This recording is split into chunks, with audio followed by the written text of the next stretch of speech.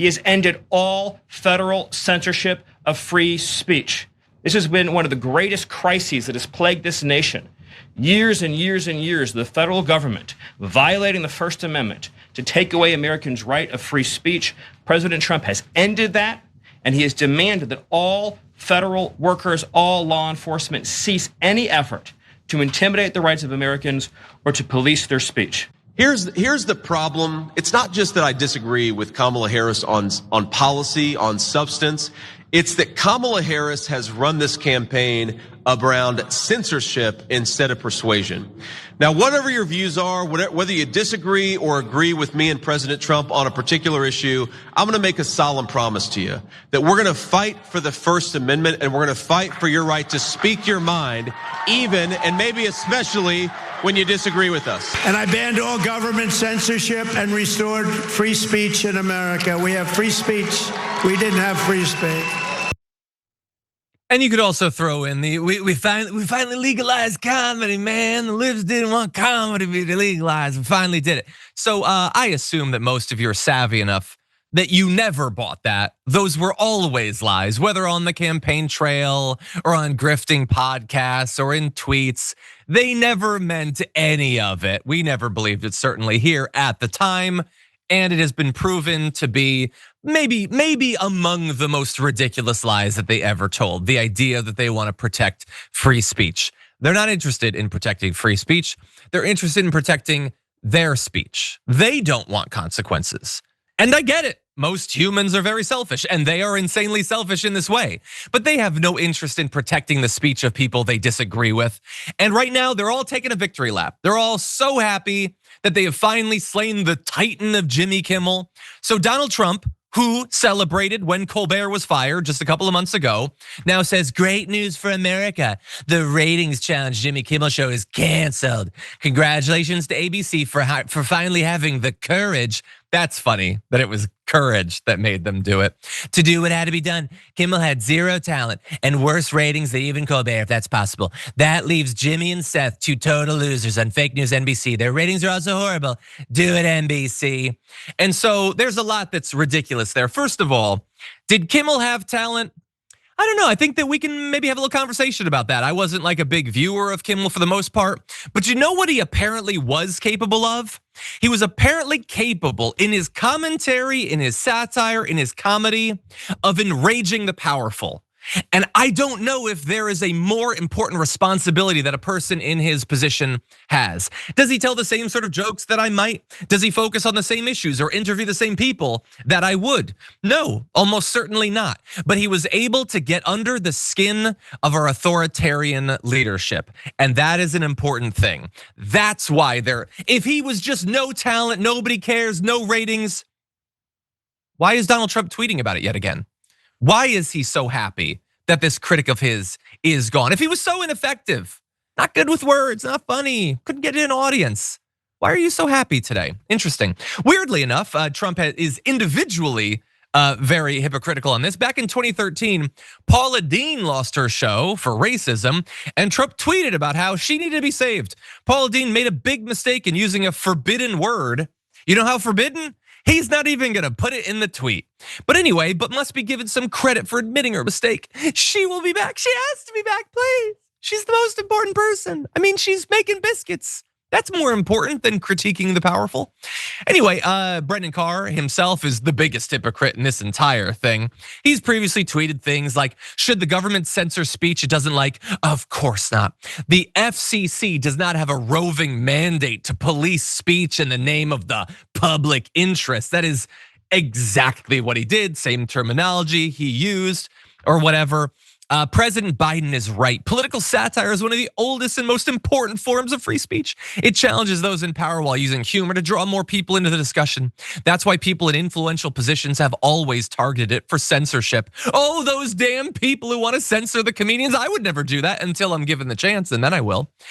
Free speech is the counterweight. It is democracy's check on government control.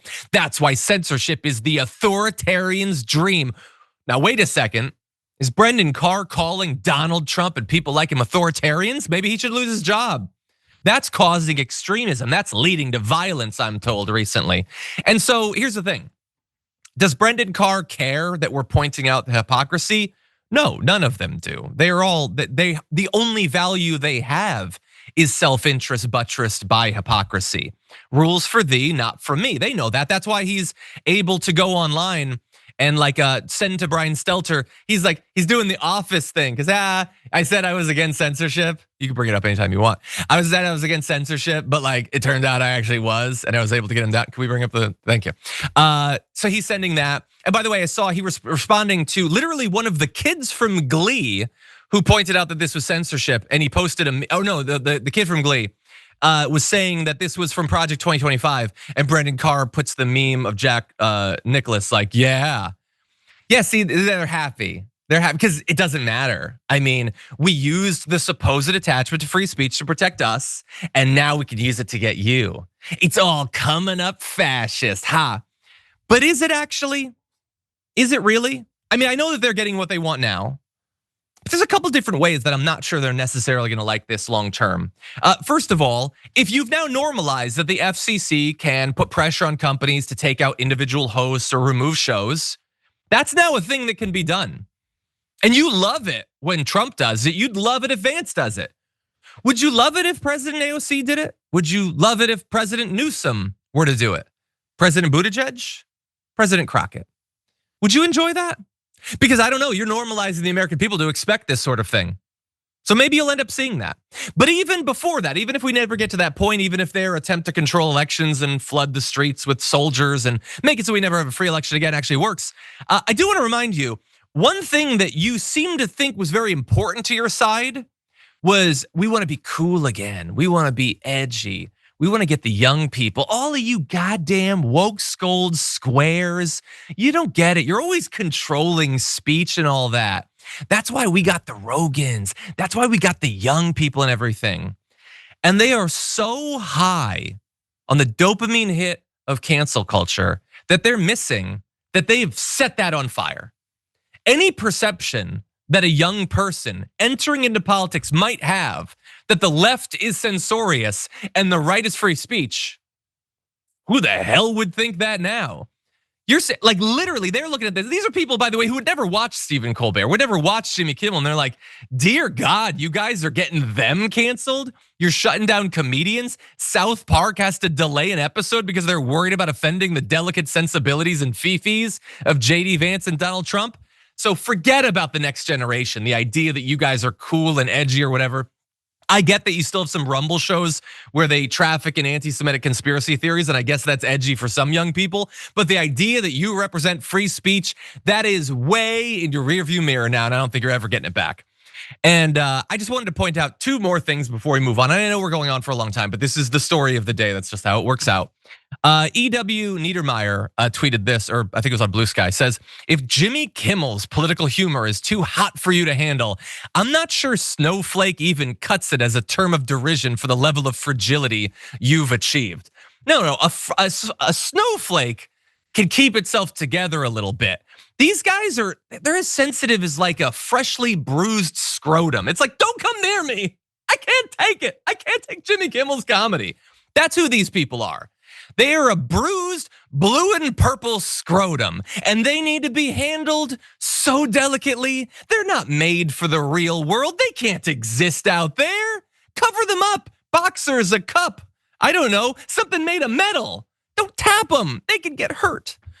And by the way, I also like the effort of all these people to claim that they were victims or whatever.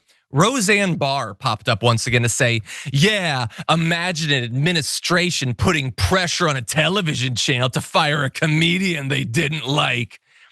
And I saw that and I thought, oh my God, did Biden do that? It was a while ago that Roseanne got canceled.